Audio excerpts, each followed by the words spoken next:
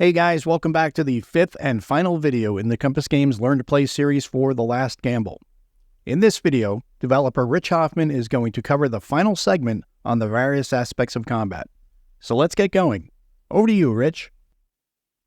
The next thing I'm going to talk about, and we're getting close to the end here, is the combat resolution procedure, where we put it all together to determine combat success. Luckily, the playwrights make this very straightforward 3 or 4-step procedure. The first is to determine the attack and defense strength on both sides to determine the initial combat odds using the combat modification chart and the artillery modification table. I've already talked to this, but the attack strength and defense strength uses the top half of the combat modification chart. And each of the situations that the attack represents are indicated in the lines on that. We'll get to specific examples in a minute, but the attack strength and defense strength are located here. The bottom half of the combat modification chart provides the combat odds adjustments depending on the situation that occurs in the attack. For example, if it's got coordinated combat, if it's got a successful close air support, morale, attacking a lone engineer battalion, surprise attacks in the German first game turn for the campaign scenarios, town defense, Tiger tanks, flame tanks, all the things we talked about before, they each have a value of +1, -1 combat odd shifts. Sometimes it's a +2 or a -2, and those are all in the bottom half of the combat mods table. Now, there's two very, very important things to remember about this table here. Attack and defense strength, when it's added together, all of these lines can only apply once. So if an attack is either halved or doubled, or a defense is either halved or doubled, it's done so once, no matter how many of these apply. And if it's halved and doubled in the same attack or defense, then the printed values on the unit counters are the ones that you use.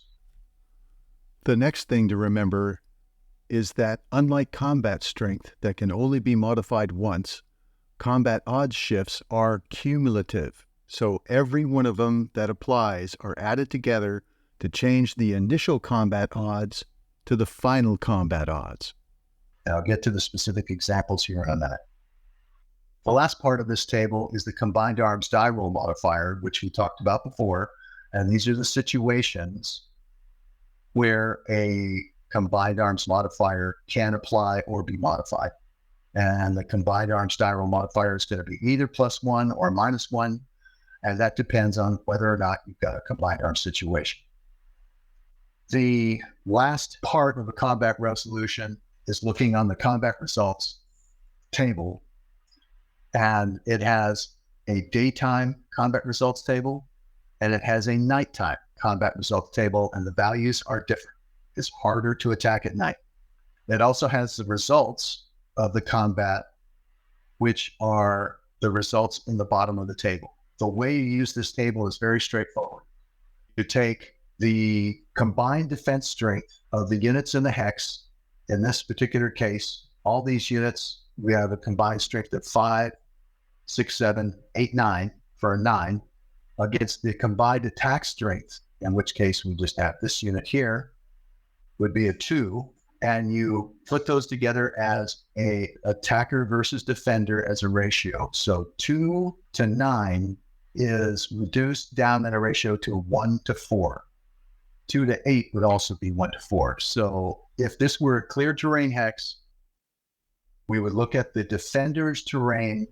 If it's clear, they use this line. If it's rough, they use this line. If it's woods, they use this line. Forest, they use this line. The combat odds modifications will take care of everything else for West Wall, for towns, things like that. But you would take the terrain that the defender occupies, use that, and then take the final combat odds, which are the initial combat odds plus or minus the combat odds modifiers, and you would move across the table to the right. I'm going to do a specific example of 5 of these out of the 15 attacks which were conducted in the game. So I'll use the setup for the walk-down ride scenario because it features almost every kind of attack on the first turn of the game and has an extremely detailed historical and procedural description of each battle in the walk-down ride, the game is history section of the game booklet. So you could follow along there for all the history and the blow-by-blows and why they did what they did. But we're just going to look at the actual combat resolution procedure here. First, we have to set the beginning conditions for the scenario that you can find in the lockdown 9 game status card. The scenario begins in the 16 a.m. German combat phase with overcast weather, firm ground conditions, all units are in general supply, no air units are available, only one reinforcement is available, that's Kampfgruppe Vonderheim. And now I'll demonstrate 5 select attacks from this group of 15 that will progress from very simple to slightly complex. I'll also describe the activities that occur with the final combat result. So the first one we're going to do is Hex 4606, which is this one here, where the German 326 752 Infantry Regiment conducts an unsupported attack against the U.S. 38th Cavalry Squadron, supported with defensive fire by the 406 Field Artillery Group. And this unit is occupying Monschau in an improved position. I've developed a player aid here to describe exactly what we're going to see with the numbers, and just follow along here. The German attacking unit is on the left, 752 Regiment. His attack strength is 3, and there are no modifiers for his attack. The defending unit is the 38th Cavalry Squadron. His defense strength is normally 3, but it's multiplied by 2 for the improved position, so his defense strength is a 6. He's got defensive fire support from the 406 FA group here, whose barrage strength is a 7, but because the total amount of defensive fire support can be twice the unmodified defense strength of the defender, which is a 3, his maximum defensive fire support is 6. Add those two together is a 12. So with an attack strength of 3 and a defense strength of 12, that gives us a reduced initial odds of 1 to 4. The combined arms shifts on this attack are +1 for German surprise in the 6th Panzer Army zone, and -1 for town defense, because there's a town here in Monschau. That's a -1. So those two even out, or I call it a push. So the final combat odds are 1 to 4, and this is in woods. So we're going to look in the woods terrain first. We're going to look for 1 to 4. The lowest value is 1 to 2. So we're always going to use either lowest value on the table or highest value on the table, regardless of what the lower odds may be. And we're going to apply the combined arms die roll modifier because we had infantry attacking an armor unit, and the combined arms value is, we're going to add 1 to the die roll. And if we roll the 2 on this column, the BTL becomes an A1. The A1 combat result, or any attacker loss result, gives the German a choice of either retreating 1 hex or taking a voluntary step loss and holding position. He fortunately chooses to do the latter.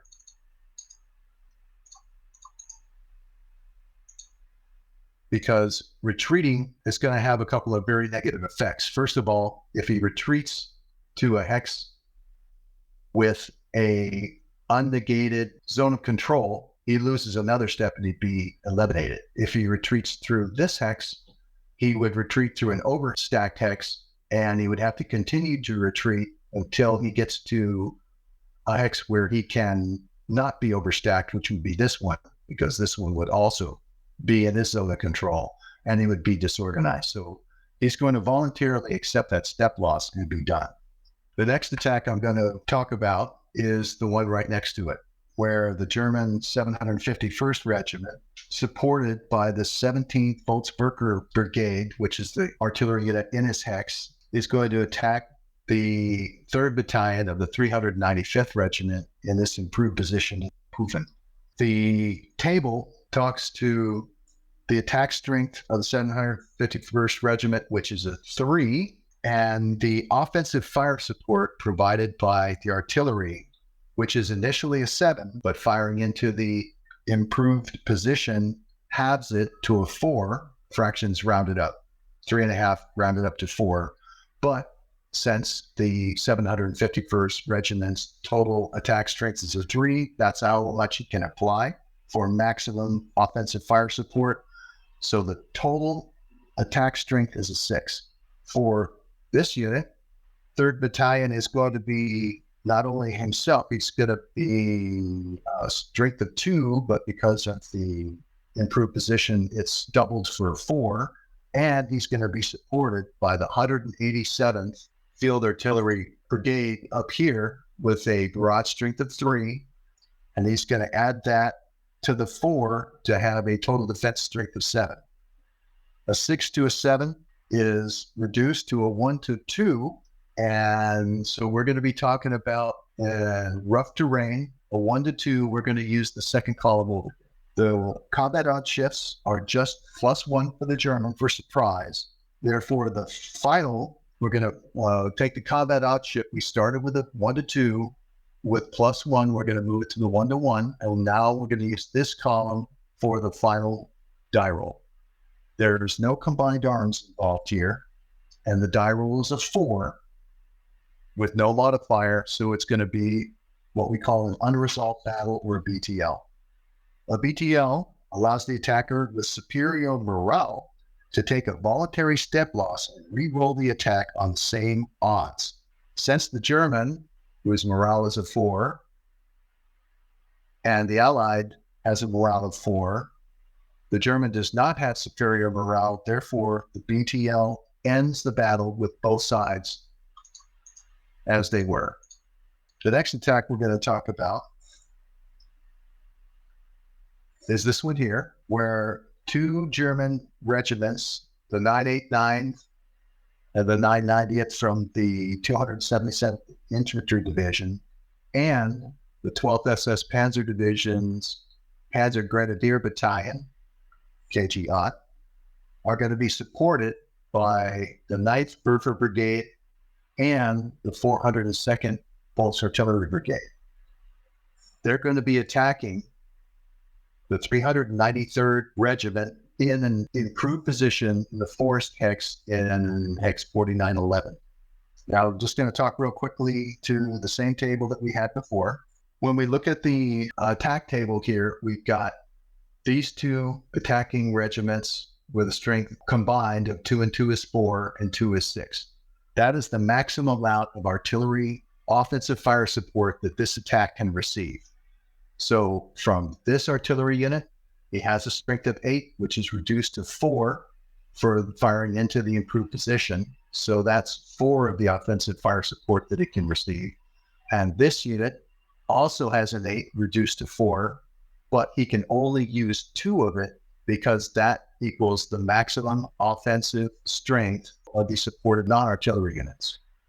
So the initial strength for attack are 12, and this unit, which doesn't have any artillery close by that can support it, is a strength of 3, which is doubled to 2 for 6.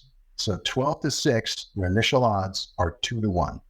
The combat odd shifts are 1 for German surprise, 1 for German morale, because the defender is a 4 and the attacker is a 2, and 1 for combat coordination, because we have 2 regiments of the 277th Division attacking a lone defender.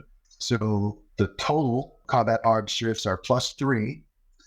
And when we take a 2 to 1 initial combat odds, bump it up by 3, we get a 5 to 1 final combat odds in the forest. So if we go to the forest terrain and we look over at 5 to 1, we'll use this column. There's no combined arms in this attack, and the attack is going to resolve with a die roll as a 5 for an ENG, or engaged result. An engaged result allows the attacker to commit to battle, quote unquote, and exploitation reserve and re-roll the attack at updated odds. In this particular case, the German does have a unit in exploitation reserve. It's the 991st Regiment. He can move in the combat phase to a hex. In this case, it's going to be this one, and recalculate this attack. Now, to recalculate, at the bottom of the table that we looked at, we're going to increase the non-artillery strength by 3. So it's going to be 2, 4, 6, and 3 is 9. And that is going to also allow the extra 2 barrage strength points for this unit to be added in, because the total barrage strength of the offensive fire support attack here is going to be 4, and 4 is 8. That's going to yield a total attack strength of 17. We're going to compare that to a total of defense strength of 6, and 17 to 6 is still only 2 to 1. It would have to be 18 to 6 to change the initial combat odds to 3 to 1. The same combat odd shifts apply. So we're going to roll the attack again on the same odds in the forest at 5 to 1, but the die roll result in this case is a 3, and that's going to be a firefight. In a firefight, both sides must take 1 step loss, and there's no movement that occurs, no retreats, no attacks, anything else. So this unit would take a step loss, and historically, this unit took a step loss.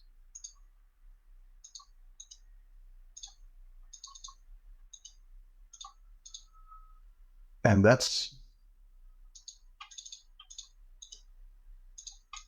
the end of that attack. The next example is the 4915, which is here, where the German 294th and 295th infantry regiments from the 18th Division and the 3rd Fallschirmjäger 9th Regiment and the 244th Sturmbgeschütz Battalion, supported by the 388th Pulse Artillery Brigade and the 1st SS Panzer 501 Artillery Battalion, are going to attack the unsupported 18th Cavalry Squadron in Manderfeld, who occupies an improved position. Even though there is a Allied artillery unit that is within range of this particular unit, one of the German surprise advantage rules is that the 8th Corps artillery, which is down here, may not fire because of the German surprise. So as I look at the table, which is provided below, we see that we have the infantry regiments providing an attack strength of 3, and 3 is 6. And this infantry regiment is 3 more for 9. But because of this severe terrain X-side, the armor unit's attack strength is halved, rounded up. So it would be 3 reduced down to a 2, fractions rounded up. So we have 9 and 2 is 11 for the attack strength of the non-artillery units. For the offensive fire support, we have 7 and 2 is 9. They're both firing into an improved position, which halves that to 4.5 rounded up to a 5. Therefore, we have 6 and 3 is 9, and 2 more is 11. And then we have 5, which is a total of 16 for the attack. The unit that's defending has a strength of 2, doubled for the improved position to a 4.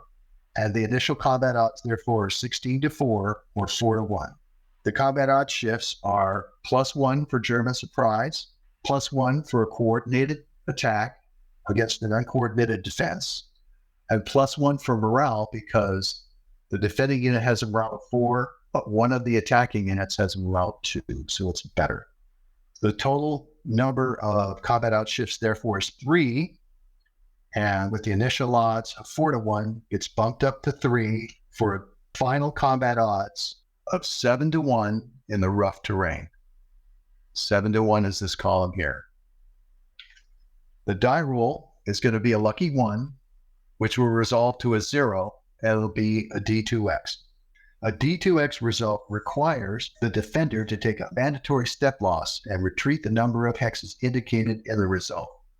So, for example, this unit is now going to take a step loss, and he's going to have to retreat 2 hexes.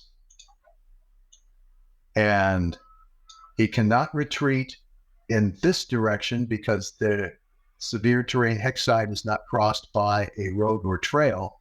He has to retreat in this direction. So he can retreat 1, 2. After the defender retreats, the attacker can advance one of his units into the hex that was retreated from. And in this particular case, historically, 294th Regiment advanced 1 hex. We'll get to advance it for combat in a minute, but these are the results that offer themselves with this combat result. Okay, lastly, the last German attack we're going to talk about is this one here. This is a similar one, but a different result. The German 293rd Regiment, supported by the 16th Volksberger Brigade and the 460th Artillery Battalion, are going to attack the lone 106th 423rd Regiment that's occupying a west wall terrain in Woods Hex. Looking at the table that we built, this regiment has an attack strength of 3, and the artillery has a barrage strength of 7, and 5 is 12. But because it's attacking into a west wall, the 12 is reduced to a 6. But again, the maximum offensive fire support this unit can receive is 3. So that 6 is going to be reduced to a 3, and the total attack strength is going to be a 6. This unit's defense strength is 4, which is doubled for the rest wall to an 8. And the attack modifiers are +2 for surprise. And that is because this attack is taking place south of the 5th Panzer Army, 6th Panzer Army border, which is here. And the surprise attacks south of this line were more effective than the ones north of it. That is a German surprise advantage rule in Section 10 that we'll talk to. So with a total combat odds shifts of 1 for morale, the German has a 4, the Ally has an 8, and 2 for surprise, that's a total combat odds shifts of 3. And in the woods terrain, we have 1 to 2 is the initial combat odds. We're going to bump it up 3. So we're going to write 1, 2, 3, and this is the column we're going to use. The die roll result is a 4, which is going to be an engaged result. This is going to put this marker on both units, and neither unit can move. They're both engaged. And the result of an engagement, since there is no German reserve that can join this attack, as we saw north of here, the only German reserve available here is this one, but he only has 3 movement points that he can move. And that is more movement points than it's going to take to get across the river, which can only be done over the bridge, and into this forest hex. So the battle ends in engaged results here. The important thing about that is it leaves the Allied unit in control of this engagement during his next player turn. And it can do one of 3 things. He can move his engaged units 1 hex, or he can hold position and force the attacker to attack him again in his next turn. And if he wants to get some reinforcements to go in there and alter his position, he can do that. Or he can counterattack into that hex as a separate attack at his turn. So in an engaged result, the original defender has 3 options during his next turn that he can exercise depending on what situation he's in. And one of those is very often to force the attacker to attack him again by pulling some other units in here and making his defense much stronger. And that's it. So there's only a couple more things to talk about in combat, and one of them is retreat. Now, retreat is an alternative form of movement that applies after combat, and it's measured in hexes per combat result, not movement points. In the examples above, I've already demonstrated retreats for both the attacker and defender. And the thing to remember is that the defender has an option to take a voluntary step loss and hold position if the defender occupies terrain that will allow it and the units that are the proper size and type. I talked to those in the section on terrain effects on combat. If the defender chooses or is forced to retreat, he must observe the following priorities 1 through 5. The first is units retreat one at a time. So if you have multiple units occupying a hex and the choice or the situation requires a retreat, they retreat one at a time. This is important for stacking purposes because you may get to a point where your retreat path doesn't support all the steps that would be in it, so they have to continue to retreat until they reach a non-overstacked hex. The second priority is that a retreat can never be done through enemy units, the only exception being commandos, and never across a hex side or into terrain that a unit could not enter in the movement phase. So I just illustrated that example here. This unit retreated from here, but he could not retreat there because there is a non-road severe terrain hex side here, and an armor unit cannot retreat across that. Okay? If he's forced to retreat across that, he has to lose steps instead. The third priority is always to the east. For Germans, when they retreat, they always retreat to the east, and for the Allies, they always retreat to the west. If the unit has a north or south retreat path open, he can use it to avoid a step loss or to move into terrain that he could enter legally in the movement phase. So, for example, the unit that retreated from here, his only retreat path is here, but if this were available to him, he could have retreated there if that were available. The next priority is that, if at all possible, not through an unnegated enemy zone of control. In this case, this unit has an enemy zone of control there. He has an enemy zone of control there as well. So this unit could not retreat north. He had to retreat to the west. And lastly, if a unit has to retreat through an enemy zone of control that is not negated, he loses one step for every hex of unnegated enemy zone control he retreats through. The only way to negate a enemy zone of control is to have a friendly combat unit occupy the hex. Friendly units occupying a hex negate enemy zocs for retreat purposes, and units may temporarily exceed stacking limits when retreating through friendly units. Units may not end a retreat in violation of stacking limits. They must continue to retreat until stacking is all right, and at the end of that, they become disorganized. A multi-unit camp group or task force may not form, but may separate during retreats. And if a unit stacks with a friendly unit during a retreat, and that unit also comes under attack, then the retreating unit does not add its defense strength to the stack, but it does suffer the combat results. So, for example, if this unit had to retreat to here and the Germans had another attack which is available to attack here, this unit would not add his defense strength to that defense. The next thing I'm going to talk about is advance after combat, which occurred here. An advance after combat is another alternate form of movement that applies after combat. It's measured in hexes per combat result, not movement points. The thing to remember is that advance after combat is limited by unit and terrain type, and it has the following conditions.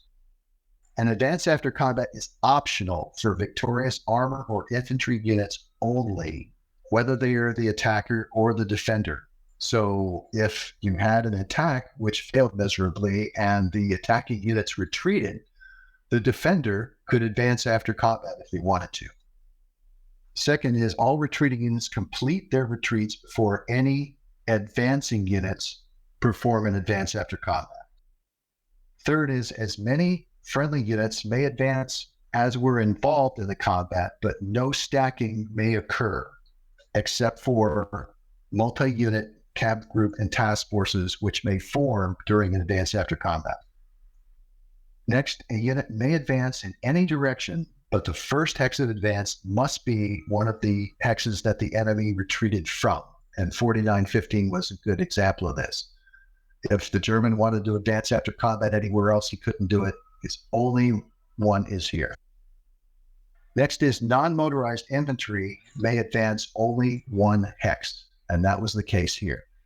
Armored infantry or panzer grenadiers, which would be this unit's case, the 12th SS Panzer unit, may advance up to 2 hexes, but only if the enemy retreated 2 hexes. And armor units, which are these over here, may advance 1 more hex than the retreat combat result called for, up to a maximum 3 hexes. The next is combat reserves attacking in the combat phase may advance only 1 hex, but they may not advance adjacent to enemy units. Next one is advance after an enemy annihilation or an enemy unit is completely eliminated is limited to 1 hex for infantry and 2 hexes for armor.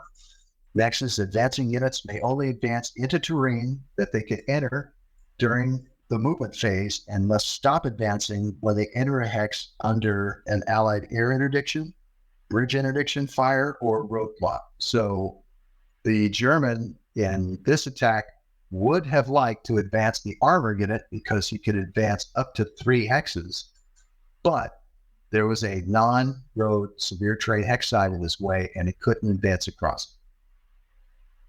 Armor units may advance along highways, roads, and trails, but must stop in the first non-woods hex or forest hex that they cross. And that's because the terrain's getting too slow for them to advance very quickly anymore, and that's a stop.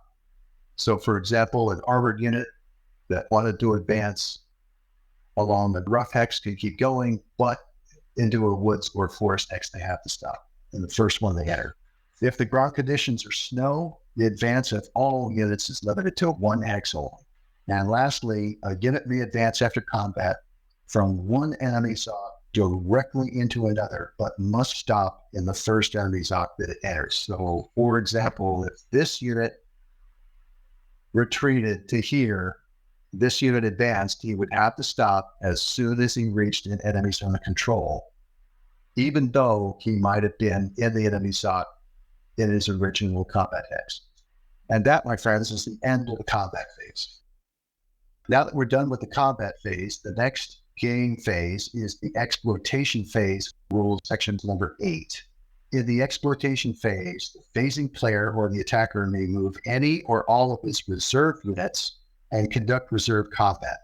To demonstrate this, I'll complete the rest of the lockdown line 16 a.m. German attacks and implement the American historical responses, setting the stage for the exploitation phase in 16 a.m. And in this particular case, the only attacks which really needed to be done were this one, and they ended up in a BTL, so no result. So first, a couple of general provisions for reserve movement in the exploitation phase. And we're going to go into the movement tables. We're talking about these lines in the movement combination table down here. Exploitation reserve armored and combat reserve armored and exploitation reserve infantry. Only infantry and armor units may be in reserve, as we remember from the movement video. Reserve movement is limited to normal movement, road movement, and minimal movement, and those are indicated here on these 3 lines. The only exception to this is Camp Group Piper during the KGP breakout movement, which is a German surprise advantage rule that we'll get to when we talk to those. Combat reserve movement for combat reserves is limited to 1/2 of their movement allowance, fractions rounded down. Remember, in the movement phase, combat reserves could move 1/2 of their movement fractions rounded up. In the exploitation phase, it's rounded down. And they can participate in reserve combat. Regardless of the combat result, those units are removed from reserve status.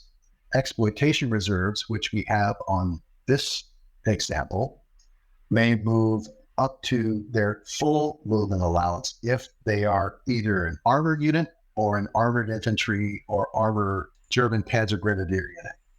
And I'm just going to talk to these 2 units here. The two KG Fire armored units that are in a camp group together can move up to their full movement allowance in the exploitation phase. Any infantry unit, which is not motorized, which would be this one, can move a maximum of 3 movement points and participate in reserve combat. Regardless of the result, it is removed from reserve. Alternatively, an exploitation reserve may not move and be held as a defensive reserve that can move in the following enemy reaction phase. And we went over that in the movement video. Reserve combat is the next thing to talk about in the exploitation phase, and it may occur after all reserve units have moved. The mechanics are identical to the combat phase with the following exceptions. Only one reserve unit or multi-unit camp group or task force may attack any one enemy hex. You can't gang up in the exploitation phase. 2, combined arms and armor superiority rules apply. And 3, no artillery or close air support may be used by either the attacker or the defender in reserve combat.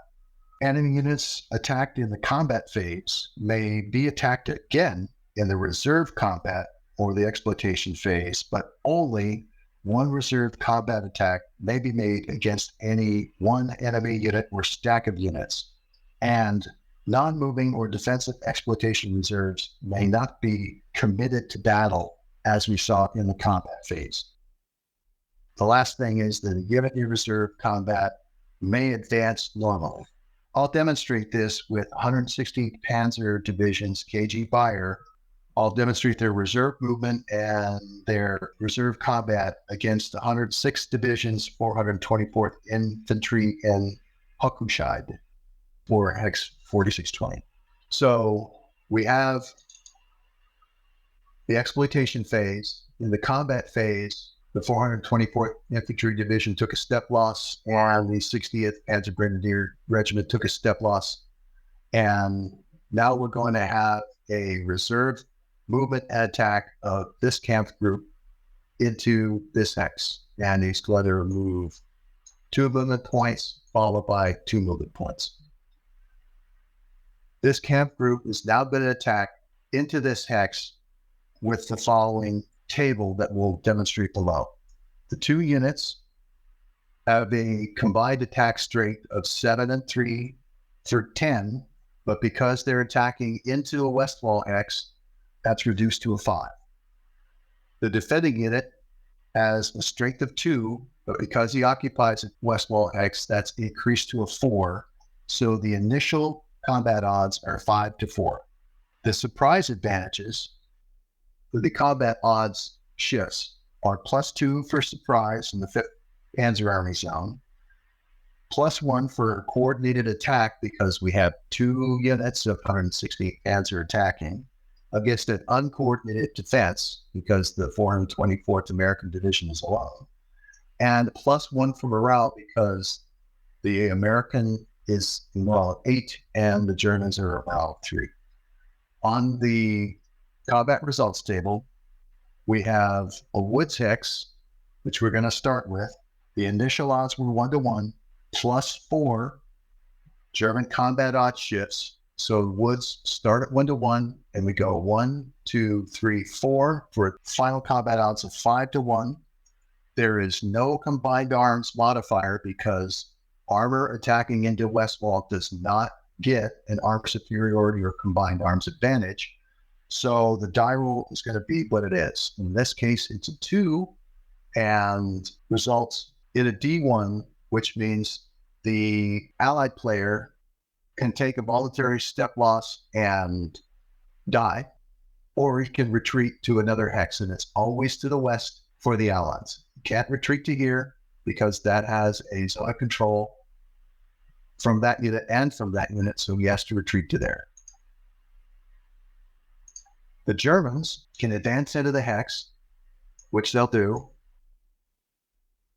except for the guy who didn't participate in the combat. And as soon as they do so, this zone of control is going to stop them from moving any further. As you can see, reserve movement and reserve combat can be very strong tactics to exploit in TLG, and there are two of the features that set it apart from other Bulge games. And that's it for the exploitation phase. Now that we're done with the exploitation phase, we go on to the last phase of the game turn, which is the engineer phase. In it, the phasing player or attacker's engineer units conduct activities that took one or more game turns to perform. The three things they'll be doing is bridge construction, improved positions, and roadblocks. And I'll go over those very quickly here using examples that are located in this part of the map. Bridge construction. Remember that bridge construction began in the phasing player's movement phase. He completes it in the engineer phase by moving the engineer unit across the river or waterway and flipping the bridge marker from its blown to its intact size. So, in the setup for this scenario, the 5th Panzer Army Bruco J894 bridge was started in the movement phase of the 16 a.m. game turn, which wasn't played because we started the scenario in the combat phase. It was built by the 5th Panzer Army 600 Pioneer unit, which we see here. And in the engineer phase, that unit is going to move across the river and complete the bridge. The river is now bridged between those two hexes. A bridge that is completed where crossing previously existed, and in this case, we had a road on either side of the hex, is seamlessly connected such that this road is now a road across that hexa, okay? For roads and highways and trails, they're seamlessly connected for roads and highways especially, and that provides for the high-speed movement along these routes. If a bridge is built from a hex without a previous crossing that had been blown, the road type that exists between these two hexes is now a trail, and that can have a very serious effect when it comes to speed of advance and movement across it, especially if it's muddy. I'll let you read about that more in the rules. The last thing I'll talk about is heavy tank bridges. Heavy tank bridges are Bruco bridges for the Germans, and they only have 10 of them. They are Bailey bridges for the Allies, and they have up to 15 of them. And the important thing to remember about them is that these unit counters for the heavy tank bridges are not placed on the map until they're built and completed, or they're built and destroyed. For German units, the engineers are assigned these, and they carry them on the order of appearance card next to the engineer that has them. And as we found out earlier in the air phase, and even in the combat phase, if a German engine unit is destroyed, there's a separate die roll made to determine whether or not the heavy bridge unit that it is paired with is also destroyed. I'll let you read about that in the rules. So that has to do with the other German engineering unit, which also completed his bridge in the lockdown ride scenario, was down here at Gelut. The next thing I'm going to talk about is improved positions. And improved positions may be built by any infantry, armor, anti-tank, flak, or any aircraft or engineer unit, are size and type dependent. So I've got two examples of them here.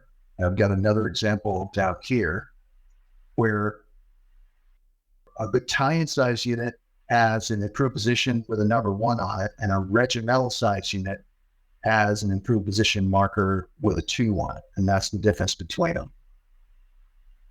To build an improved position, a unit has to be in good order, not fatigued, not resting, and not in reserve or strategic movement.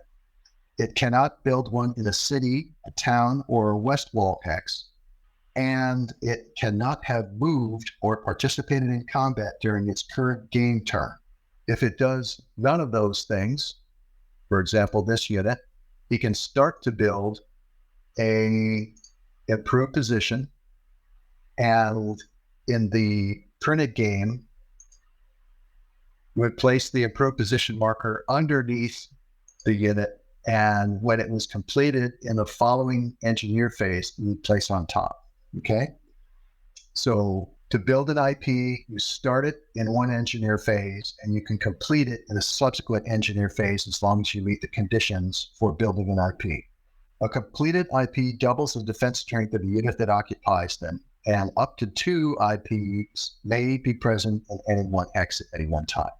The other thing about IPs is that a unit of the same size and type may swap places with a like unit in an IP by moving into it during the movement phase and spending 1 movement point to take it over or occupy it. If an IP is not swapped in any one turn, or the unit that occupied it is forced to retreat or is eliminated in combat, the IP marker is removed from the map. Lastly, we have roadblocks, which is section 9.3 of the game rules. Roadblocks impede enemy road movement in all game phases. Once created, a roadblock prevents a supply trace from going through that hex, prevents road movement, and prevents strategic movement from occurring until the roadblock is removed. In this particular case, we have a roadblock in this hex, and we also have units in this hex, okay? An engineer unit that is in good order, not in strategic movement, and that has not moved or participated in combat in the current game turn can create a roadblock in the owning player's engineer phase by placing a roadblock marker in the hex and either staying there or moving 1 hex away. So if I were down here in this unit, wanted to build a roadblock, he could build it in that hex, and in his engineer phase, he could either stay there or he could move 1 hex in any direction that the terrain will allow. In this case, he might want to move to there. That's how you build a roadblock. It's built in 1 engineer phase, okay? An engineer unit, infantry regiment or brigade, or armor regiment or brigade that is in good order, not fatigued, not resting, and not in strategic movement or reserve, and is not currently engaged, may clear a roadblock by moving into its hex using normal movement or minimal movement during its movement or exploitation phase. So, for example, if a unit wanted to move into this hex, he would clear the roadblock, but the roadblock isn't gone yet. It flips over to its cleared side, and a cleared marker in a hex still prevents road movement from occurring in it, prevents strategic movement from occurring in it until it is cleared at the end of the current game turn, in which case you just get rid of it. The other way to clear a roadblock is for a unit which started in the hex to spend normal movement points to enter the hex, even though it hasn't moved, and it can clear the roadblock that way. Again, road movement, strategic movement is still prevented in that hex until the end of the game turn. So the clearing takes place in the movement or exploitation phase, but the roadblock is not removed from the map until the end of the game turn. And that's it for the engineer phase and the end of the basic mechanics that are needed to play the game, and particularly the 2 mid to end game scenarios of the Battle Before the Meuse and 22 December high watermark of the Battle of the Bulge.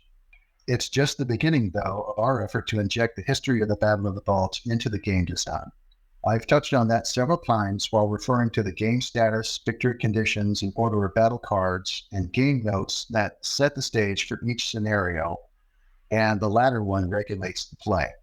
The next section are German surprise advantages, set the stage, and regulate play during the opening phases of the battle for the scenarios that begin on 60 December, which is the last Blitzkrieg and Wacht am Rhein scenarios, and the one that begins 1 week earlier on 10 December, which is the Das Eisen Schmieden scenario. These are, in most cases, modifications to the basic rules that we've already discussed, and I'll go over them pretty quickly. A few, though, contain some new and, to our knowledge, unknown elements in Bolt's game design. So let's take a look at them. The first German surprise advantage rule is initial German supply, in that all German units are carrying 2 full days of supply with them at the beginning of the game, so they're not subject to supply rules on 17 a.m. The Allies, however, are. The next is replacement restrictions. Neither the Germans nor the Allies can use scheduled replacement points on 16 a.m. or 17 a.m., but both sides may start to use scheduled and combat replacement points on 18 a.m. and thereafter. The third is Allied movement restrictions. On 16 a.m., there is no Allied reaction phase because there is no German movement phase. And Allied units that are not in reserve may move 1 hex and or attack only if they were attacked, had enemy units move adjacent to them, or had enemy units move while adjacent to them. And I'll demonstrate this in hex 4803.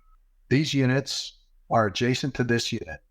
If this unit attacks this hex, it did not attack them. And if this unit does not move, these units cannot move on 16 a.m. On 16 p.m., Allied units that are not reinforcements, which enter the game from off the map, or in reserve, which are the few units like this one, which start the game in exploitation reserve, may move up to their full movement allowance and or attack only if they were attacked, had enemy units move adjacent to them, or had enemy units move while adjacent to them. And the same thing applies. In the 16 p.m. game turn, these 3 units cannot move unless they were attacked or an enemy that moved adjacent to them. For example, if this unit moved adjacent to them, that would free all 4 of these units. So, for example, these 4 units could now move, attack, do whatever they want to do. From 17 a.m. onward, there are no non-restricted units that are delayed in this fashion. So non-restricted units are the ones that don't have an asterisk on the game marker, which indicates that they are controlled by a vote or other scenario rule that is specific to that scenario. The next thing I'll talk about are Allied reserve restrictions. On 16 a.m., no Allied units may be placed in reserve, but there are many, such as this one and this one, which start in reserve. Allied exploitation reserves may not move in the Allied exploitation phase, and that is during the Allied turn. These units may not move except for this one. This is the only one that is responding to a U.S. notes rule where in the Allied exploitation phase, this unit has a pre-programmed defensive movement, which will take him within 3 hexes of his teammate over here. On 16 p.m., Allied motorized exploitation reserves may move up to their full movement allowance, and Allied armor units in reserve retain their reserve status. The reason we say that is that that's a motorized unit in reserve, and these are motorized units in reserve. And if this unit were to retreat, and this unit were to advance, this reserve unit being motorized and an armor unit can maintain his reserve status even if this situation occurs. And that's important because normally when an enemy unit moves adjacent to a unit in reserve, it loses its exploitation reserve immediately, but in this particular case, in the special rule, it retains it. Allied non-motorized reserves, which are this one, the non-motorized infantry unit, may move up to 3 movement points and lose their reserve status as soon as they move. They also lose it if an enemy unit moves next to them, so they're unlike armored units in that respect. Next, I'll talk about German reserve restrictions. And I'll use these units up here to demonstrate that. On 16 a.m., no new German units may be placed in reserve, although many German units start in reserve, such as these. The second German movement restriction is that there's critical route damage which occurred in the 6th Panzer Army sector, and it's these 2 blown bridges, which are actually highway culverts and overpasses, which were damaged during the German retreat and haven't been repaired yet. These act as almost as roadblocks through the east-west movement of these hexes, and neither side can trace a supply trace or conduct road movement or strategic movement through these hexes until they are arbitrarily fixed in later game turns. And I'll let you read about which ones those are. By the way, you do not need an engineer net to repair these because they're not actually bridges. They're just road damage that occurred in those two hexes. The last is Urin Bridge uncertainty. And this is the town of Urin. And down here, this particular bridge was assumed to be a heavy bridge by the German planners because they'd seen American armor units moving over it during the build up to the attack. But there's a die rule involved to determine whether it's actually a heavy road bridge or whether it's a light road bridge. And I'll let you read about that in the surprise rule. The next is German traffic jams. The German traffic jams have an enormous amount of restrictive effect on German movement in the first couple of game turns. The German traffic jam zone exists from the west wall, the western edges of the west wall, and 3 hexes west of that. So in this case, it'd be 1, 2, 3. That area, as the west wall moves down through here, is all the traffic jam area and the west wall hexes and everything to the east of it. So from 3 hexes west of the west wall all the way to the eastern map edge is the German traffic jam area during the 16th of December and the 17th of December. And the traffic jams decrease over time, such that on 16 December and then PM, road movement is tripled in cost. There's no strategic movement allowed and no force march movement allowed. So movement becomes very, very tough in these hexes. On 17 December, that road movement cost reduces to twice road movement. But remember, on 17 December, we're probably going to have a change in the weather, which is going to make trails much more expensive to move over.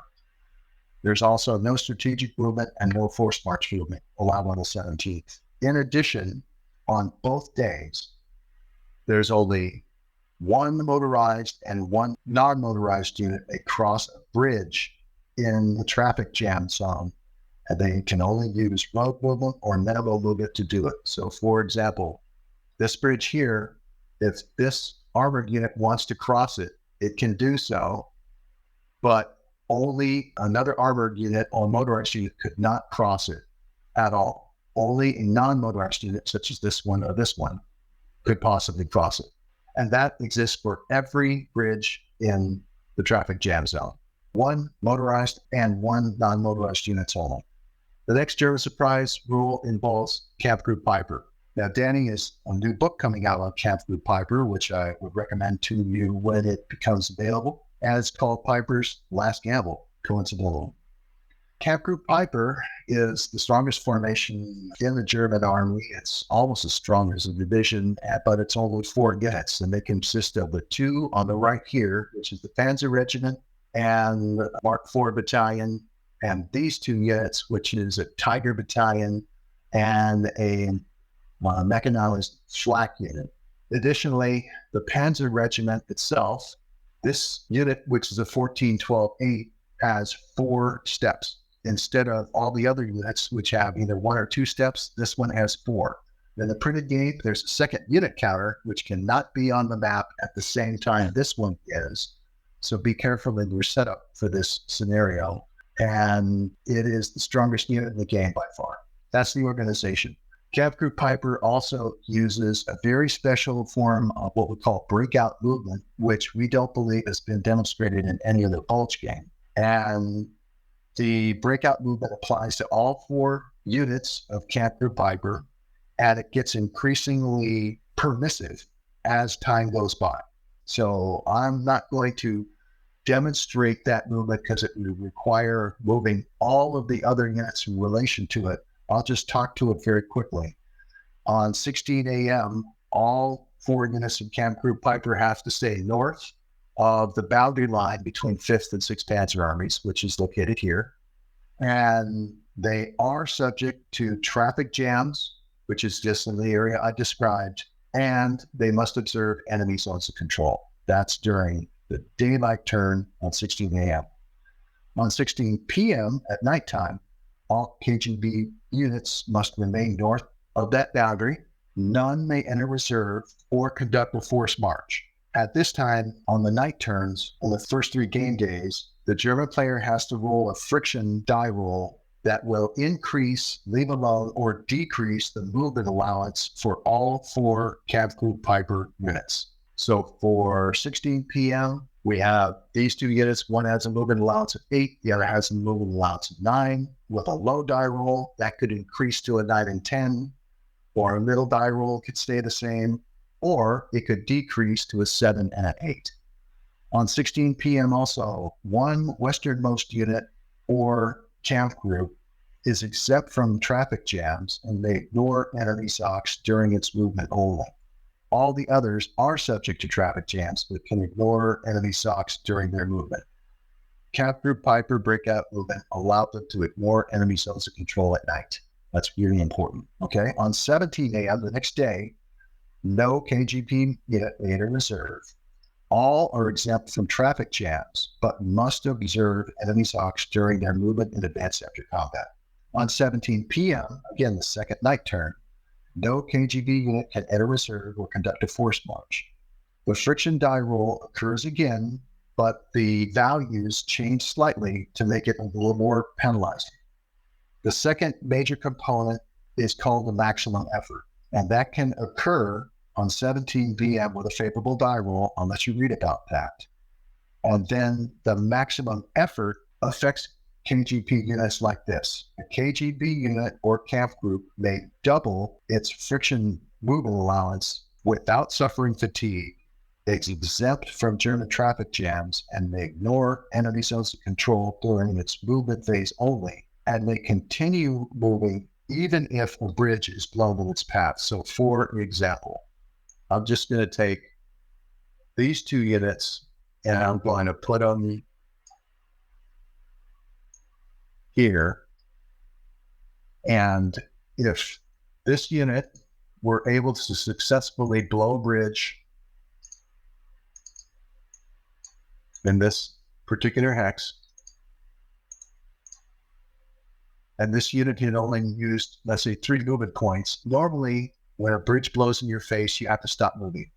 But during the max effort KGP breakout movement, the units at Camp Group Piper can continue to use their remaining movement points to move to other hexes. So it could go here, it could go here, it could go here, and then even try to move over a different bridge, for example. The conditions that allow a max effort are that the KGP units have to successfully roll for it on 17 p.m. Otherwise, it automatically delays till 18 p.m. At least one KGP unit must have entered the town of Bollingen, which is here, 4712, and or captured Truckhead 55 if you're using the Allied fuel duct rules. When exerting a max effort, each KGP unit must enter or pass through 2 of the following settlements: Louisville, which is 4113, Stavelo, 3812, Trois-Ponts, 3613, Loch Lisa, 3512, Stewmont, 3411, or Vermont, which is 3113. Vermont being over here. Failure of all 4 KGP units to exert a max effort forfeits the max effort advantages, and instead they use their friction of die roll movement allowances instead. So on 18 a.m., no KGB unit may use reserve or enter reserve, and all 4 KGB units must use their printed movement allowances, are exempt from German traffic jams, but must observe enemy socks during movement in advance after combat. And on 18 p.m., unless the max effort was earned on 17 p.m., it's earned on 18 p.m., the friction die roll is, again, a little bit more penalizing, and I'll let you read about that more during that phase. This is the most complex movement that we have in TLG, and it was based upon probably hundreds of hours of playtesting that we did to try to get this right. So read this carefully and you'll benefit from it tremendously. The last part of the KGP rules are that KGP units receive a +2 combat odds shift the first time two of them attack as a camp group, and all attacks by KGP units earn a +1 combat odds shift when they attack at night. And that's it for KGP. The next German surprise rule has to do with 150th Panzer Brigade, which are the units that have the same color scheme as commandos. And there's 3 different units that are located in these 3 hexes. These units may not operate south of hex row 18, which is here. And they have to wait until certain objectives are captured before they can even move. And when the first unit of 150th Panzer Brigade attacks, all other units enjoy a +1 combat odds shift if they can also attack. Next one is a Monschau artillery restriction, which I described before. The town of Monschau was pretty valued because it was really a beautiful town, and the Germans didn't allow artillery fire into it on either 16 a.m. or 16 p.m. The next surprise advantage is German surprise attacks. The first one is that all Allied units which are adjacent to German units must be attacked on the 16 a.m. combat phase, and all the ones that are south of Monschau.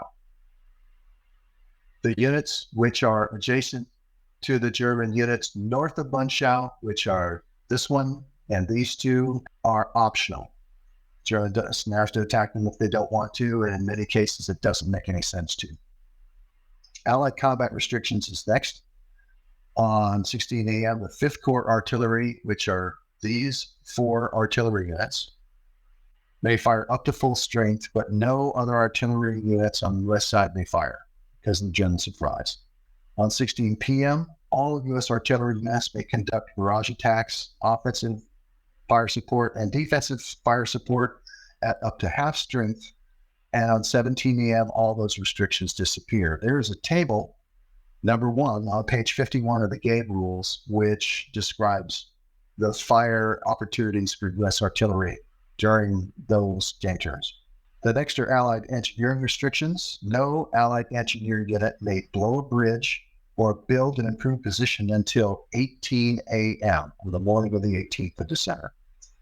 Engineers may not blow a bridge, build an IP, or build a roadblock until a German combat unit moves or air lands within 7 hexes of them.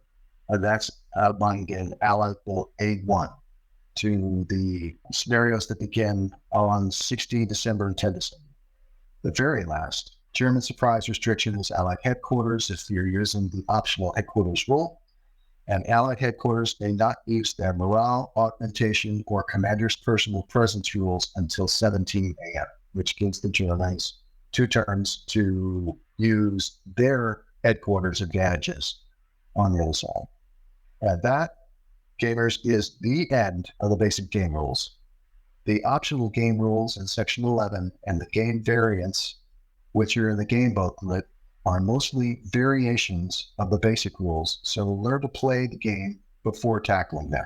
I recommend starting with the Battle Before the Moon scenario because it uses all of the section 1 through 9 basic game rules, and then move into the shorter last Blitzkrieg scenario because it's only a few turns long, and then the Vaterland and Das Eichen Sweden campaign scenarios because they're longer and they involve everything.